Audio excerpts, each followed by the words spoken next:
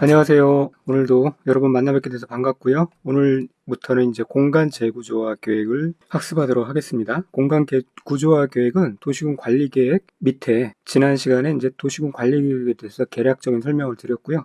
그 다음에 도시군 관리 계획의 하나의 종류로서 이제 공간 재구조화 계획이란 게 있어요. 그래서 이제 도시군 관리 계획과 기본적으로 입안 및 결정 절차가 준용돼요. 그래서 같다는 얘기죠. 그러나 틀린 점도 조금 있고요. 그래서 그런 부분을 포인트로 해서 보시면 되는데, 먼저 이 공간 재구조화 계획이라는 것은 이제 이게 재작년에 아주 큰 덩치로 해서 새롭게 이제 개정돼서 들어온 부분입니다. 신설돼서 들어온 부분인데요. 자, 먼저 그 배경부터 우리가 좀 이해하는 게 이제 공간 구조화 계획의 학습에 큰 도움이 됩니다. 이게 원래는 우리나라의 모든 땅이 용도 지역제 그러니까 도간 농자, 뭐 주상 공로 그렇게 이제 배울 건데요. 그런 용도 지역에 의해서 땅의 효용이 다 나뉘어집니다. 그래서 주거 지역에서는 집을 짓고 공업 지역에서는 공장을 짓고 그런 거죠.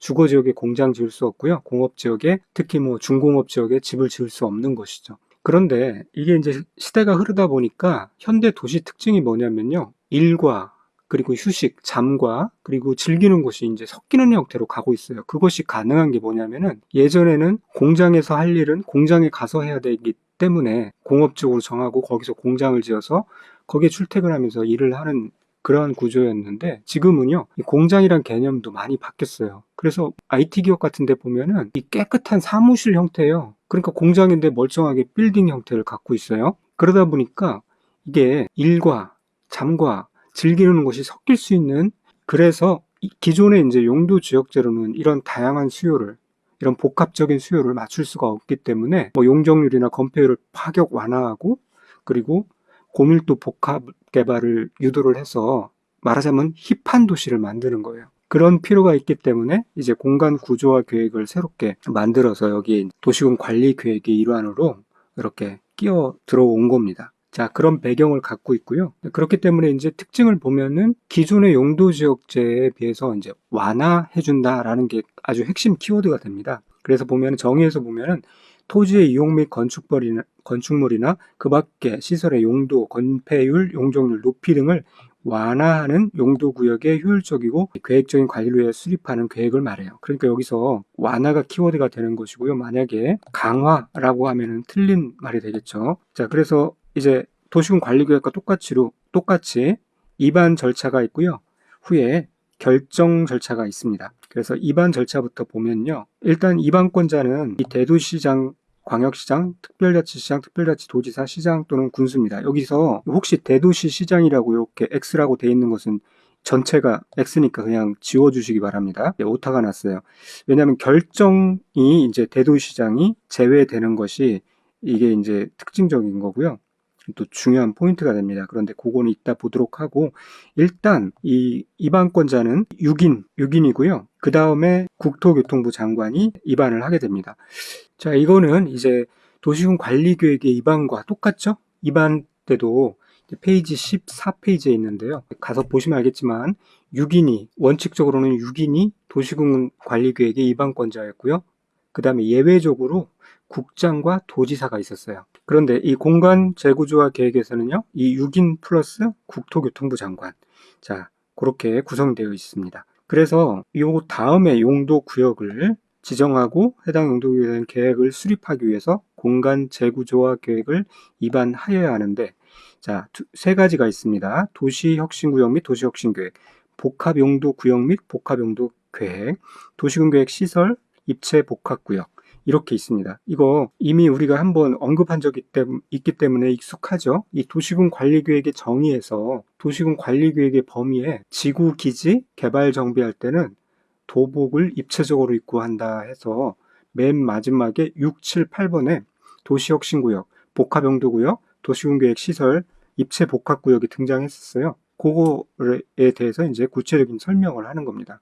페이지 13페이지에 있었고요. 자, 그런데 여기서 이제 3번이 특징적이죠. 이 도시군계획 시설 입체 복합구역은요, 반드시 1번 또는 2번과 함께 구역을 지정하거나 계획을 위반하는 경우를 한정한다. 그러니까 도시군 혁신구역과 도시군 계획 시설 입체 복합구역을 함께 지정하거나 계획을 위반하는 경우, 혹은 복합용도구역과 도시군계획시설 입체복합구역을 함께 구역을 지정하거나 계획을 입안하는 경우, 그런 경우로 한정한다라는 겁니다. 그리고요, 이거에 대한 상세 설명은요, 용도구역 설명을 할 때 그때 페이지 33페이지고요.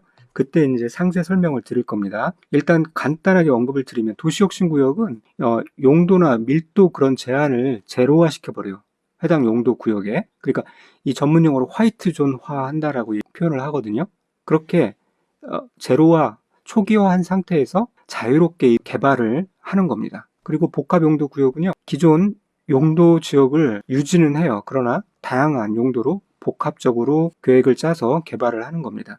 그래서 이 두 가지가 원래는 용어가 개정되기 전에는 입지 규제 최소화 구역이라는 게 있었어요. 말 그대로 입지 규제를 최소화한다라는 건데 그 취지와 비슷하게 이어지는 겁니다. 좀 더 세부적으로 각 계획이 만들어진 거고요. 그리고 도시군계획 시설 입체복합구역은 왜 이 도시혁신구역 혹은 복합용도구역과 함께 이렇게 하도록 해서 그 명칭이 정해졌냐면은 이게 보통 터미널이나 지하철역 등의 그런 기반 시설에 주거, 상업 이런 시설을 같이 설치하기 위해서 하는 거예요. 그렇기 때문에 그 도시군 계획 시설이라는 이름이 들어갔고요. 그리고 입체적으로 복합적으로 하기 때문에 입체 복합구역이 들어간 겁니다. 그리고 요거의 특징은 말씀드린 대로 단독 입안할 수 없는 거예요. 반드시 1 또는 2와 함께 해야 됩니다. 그 다음에 이제 이 6인이 이렇게 입안할 때에 해당되고요. 국토교통부 장관이 예외적으로 입안할 경우도 있다고 그랬죠.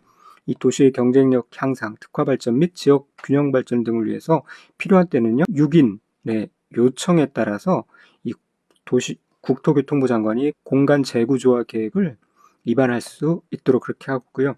기타 이 공간 재구조화 계획의 입안과 관련해서 도시군 관리계획의 입안 절차를 준용합니다. 그리고요, 요거를 도시군 관리계에서도 이제 입안 제한이라는 파트가 중요시 다뤄졌지만 여기도 마찬가지로 민간에서도 자유롭게 특정 지역을 정해서 그렇게 입안을 제한하고 실제 참여를 할 수 있도록 그렇게 이제 폭넓게 입안 제한 제도를 두고 있는데요.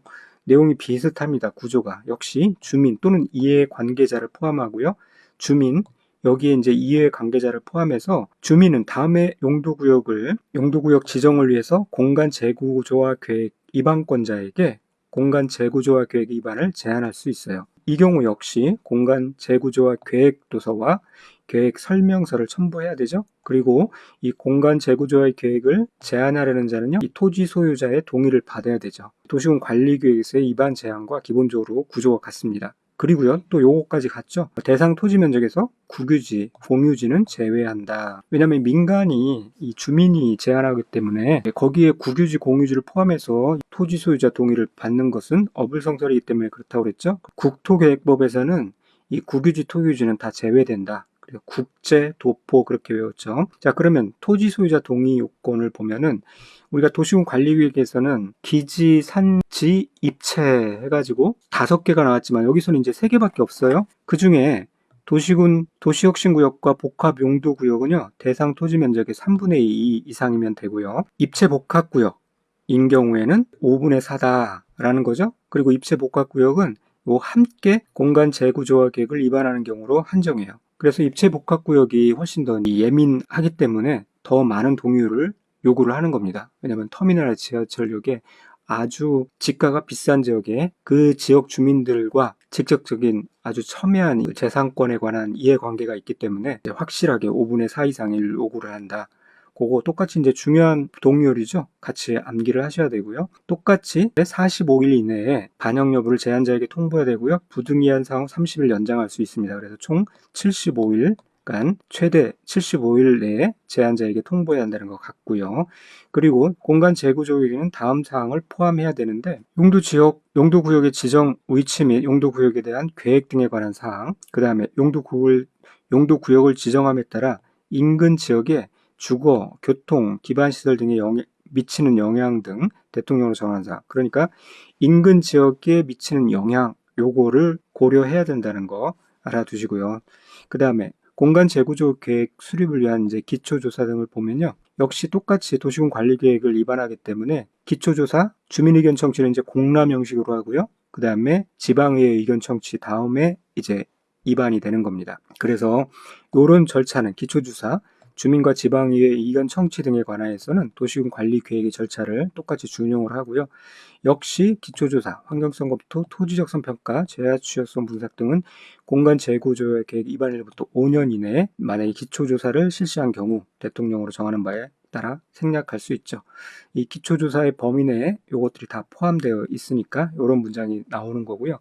이 5년이라는 것은 늘 뭐 생략 요건에 등장하는 숫자예요. 5년. 그래서 우리가 타당성 검토할 때도 5년 내 타당성 검토 기관, 오타 기관에서 도시군 기본계획과 도시군 관리계획에 만약에 5년 내에 타당성 검토했다면 생략할 수 있다고 그랬죠. 그때도 이제 5년이었습니다.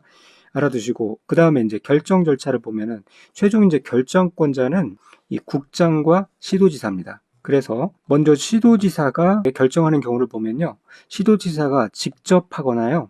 아니면 시장 군수의 신청에 따라서 시도지사가 결정을 합니다. 그리고요, 이 국토교통부 장관은 본인이 자신이 위반한 공간 재구조화 계획은 이 국토교통부 장관이 직접 자신이 결정을 하도록 그렇게 되어 있습니다. 그러니까 결국 결정권자가 국장과 시도지사인데요.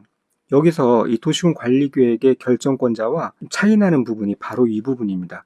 이 대도시 시장이 제외된다는 것. 왜냐면은 도시군 관리계획에서는 대도시 시장이 결정할 수 있는 경우도 있었거든요. 요거는 한번 건너가서 보도록 하겠습니다. 페이지 18이라고 적어 두시고요. 자, 넘어가서 보시면은 여기 있죠. 그래서 도시군 관리계획 결정권자는 시도지사, 시장군수 였고, 그 다음에 이제 그 예외적 결정권자로 국토교통부 장관과 해양수산부 장관이 있어요.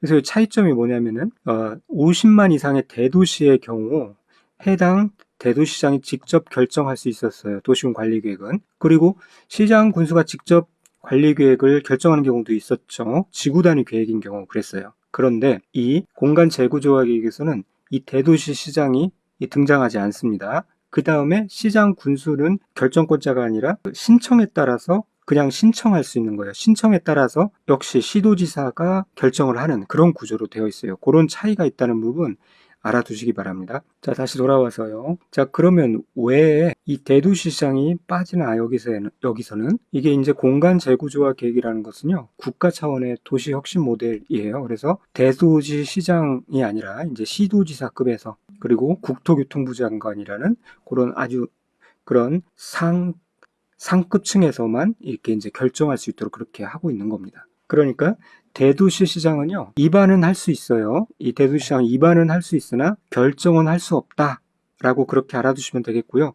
다시 좀 이해를 돕기 위해서 대도시 시장의 포지션을 보면요, 우리가 6인이라고 하면은 특, 광, 자, 첫 페이지에 설명을 드렸습니다.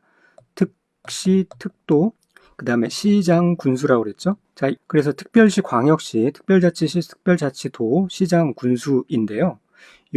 여기에 이제 도지사가 있는 거예요. 자, 그리고 그래서 요거를 이제 시도지사라고 부른다고 말씀을 드렸습니다. 시도지사. 그리고요, 대도시 시장은 여기에 포함된 개념입니다. 대도시 시장. 그러니까 인구 50만 이상의 시를 특별히 이제 대도시 시장이라고 하는 거니까요. 그래서 이 대도시 시장은 시장 군수 중에 이 시장에 포함된 개념입니다. 그러니까 요 급에서 하는 것이 아니라 이제 우위급에서 시도지사 또는 그 위에 있는 국장, 국토교통부 장관급에서 이 공간 재구조화 계획이 결정된다. 그렇게 생각하시면 되겠고요. 자, 그리고 국토교통부 장관, 시도지사는요, 이 공간 재구조화 계획을 결정하려면요, 당연히 미리 관계행정기관의 장과 협의를 하고요. 협심승이죠. 그 다음에 중앙도시계획위원회 또는 지방도시계획위원회 심의를 거쳐야 합니다. 국장은 중앙도시계획과 연결되고요. 시도지사는 지방도시계획과 연결이 되죠. 그리고 이 경우 협의를 받은 기관의 장은요, 특별한 사유가 없으면 그 요청을 받은 날부터 30일 이내에 의견을 제시해야 합니다. 근데 여기서도 좀 특징적인 숫자가 나오는데, 유독 도시 혁신 구역을 지정할 때는요, 패스트 트랙을 탑니다. 그래서 근무일 기준 10일 이내에 의견을 제시하도록 그렇게 강제 조항을 두고 있습니다. 자, 근무일 기준 10일이면은 이제 보통 이제 이게 14일 정도 되는 건데요. 왜 절반 이상 빠른 속도로 이렇게 강제를 하고 있냐면은 국가적인 도시혁신구역 지정을 해서 이 개발을 하고자 하는 것은 뭐냐면 보통 이제 국가적인 핵심 사업이에요. 그래서 최우선적으로 이걸 검토해서 진행을 하라 그런 거예요. 그래서 패스트 트랙으로 밀어주겠다는 그런 강력한 의지의 표현이라고 이 숫자를 통해서 우리가 알 수가 있습니다. 자, 그 다음에 이제 공간 재구조학이 이렇게 이제 결정이 되면요, 어떤 효력을 갖냐면요, 똑같이 도, 고, 날이라고 그랬죠. 지형도면을 고시한 날부터 효력이 발생합니다. 다만 지형도면이 필요 없는 경우에는 공간 재구조학의 결정을 교시한 날부터 그 앞당겨서 효력이 발생하고요. 지형도면 고시 등에 관하여는 역시 도시군 관리계획에 관한 지형도면의 고시 등의 규정을 그대로 준용을 합니다. 그리고요, 고시된 공간 재구조학 계획의 내용은요, 도시군 계획으로 관리하여야 합니다. 이 부분도 같이 알아두시기 바랍니다. 도시군 계획이라 하면은 도시군 기본 계획과 도시군 관리 계획이 있다고 그랬죠? 이 두 가지를 포함해서 도시군 계획이다, 그렇게 얘기를 하는 거예요. 그런데 이 도시군 관리 계획으로 관리해야 된다라고 해야 될 것 같은데, 굳이 도시군 계획이라고 해서 도시군 기본까지 포함시킨 거는요, 그 이유가 있죠. 이 실행 계획 단계, 이 관리 계획 단계에서 머물러 있는 것이 아니라 이 상위인 기본 계획과도 부합해서 전체적인 그런 도시 공간 구조에 맞게 이 공간 재구조 계획이 녹아 들어가야 한다는 그런 취지입니다. 그래서 도시군 계획으로 관리해야 한다 라고 하는 것까지 알아두시기 바랍니다. 여기서 문장을 바꾸면 또 틀린 내용이 되겠습니다. 그래서 지금 여기까지 이 문제를 좀 풀어볼게요. 자, 공간 재구조화 계획은 도시의 이용 및 건축물이나 그 밖의 용도, 건폐율, 높이 등을 강화하는 용도구역의 효율적인 계획적인 관리를 위해 수립하는 계획이다. 여기서 요거 키워드 조심하라고 그랬죠? 완화입니다. 강화라고 하면은 완전히 반대 개념을 설명하고 있는 거예요. 자, 그 다음에 그래서 요 완화 부분 잘 보시고요. 시장 군수는요, 도시군 계획 시설 입체 복합 구역을 지정하기 위하여 공간 재구조화 계획을 입안해야 한다. 자, 그럴 것 같은데 여기 시장 군수도 있고 도시군 계획 시설 입체 복합 구역도 있으니까요. 그런데 주의해야 될 게 뭐냐면 반드시 1 또는 2와 함께 구역을 지정하거나 계획을 입안하는 경우로 한정한다고 그랬죠. 그래서 이렇게만 문장이 나오면 틀린 겁니다. 그거를 꼭 알아두시고요. 입체 복합구역은 요 함께라는 게 중요합니다. 자, 공간 재구조화 계획은 국토교통부 장관, 시도지사, 대도시장이 결정한다. 자, 여기서 대도시장은 빠진다는 거, 이거 굉장히 중요하다고 말씀드렸었죠. 그래서 대도시장이 빠지는 거 반드시 체크하시고요. 공간 재구조화 계획의 결정의 효력은 지형도면을 고시한 날의 다음 날, 아니죠. 고, 날입니다. 다른 거 들어가면 틀린 겁니다. 고시된 공간 재구조화의 내용은 도시군 관리계획으로 관리해야 한다. 아니죠. 도시군 계획으로. 그러니까 관리계획과 기본계획이 다 포함된 도시군 계획으로 관리해야 합니다. 자, 여기까지 살펴봤는데요. 공간 재구조화 계획은 아직까지 이제 기출지문으로 정식으로 반영된 적이 없기 때문에 다 예상 문제로 이렇게 훑어봤고요. 요 기본 이 예상 틀에서 우리가 다시 한번 자세히 살펴보시면 되겠고, 법률 조항이 2년 정도 걸쳐서 이제 안정화 단계에 있기 때문에 여기서 반드시 문제들이 구성이 될 겁니다. 알아두시고요. 오늘은 여기까지 짧게 살펴보도록 하고, 다음 시간에는 이제 용도 구역, 용도 지역부터 살펴보도록 하겠습니다. 감사합니다. 오늘도 수고 많으셨습니다.